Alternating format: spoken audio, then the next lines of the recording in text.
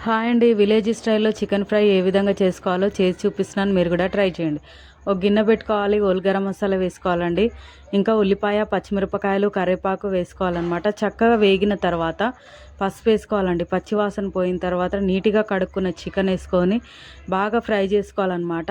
ఆ చికెన్‌లో ఉండే వాటర్ తోటే చికెన్ బాగా ఉడికించుకోవాలండి. చికెన్ కొంచెం బాగా మగ్గిన తర్వాత అప్పుడు అల్లం పేస్ట్ వేయాలన్నమాట. ఫస్టే వేస్తే ఏమైద్దంటే మాడిపోతూ ఉంటుంది కానీ చికెన్ ఉడకదు.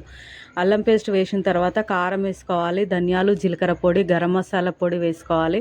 బాగా కలపాలండి. ఆ నీరు ఉంది కదా అదంతా ఇనికిపోయేంత వరకు మంచిగా ఉడికించుకుంటే కనుక చికెన్ ఫ్రై అయితే చక్కగా రెడీ అయిపోతుందండి. లాస్ట్‌లో కొద్దిగా కస్తూరి మేతి వేసి తీసేసుకోవడమే అనమాట. చూస్తున్నారు కదండీ సింపుల్‌గా, టేస్టీగా చికెన్ ఫ్రై ఏ విధంగా చేసుకోవాలో చూయించాను కదా!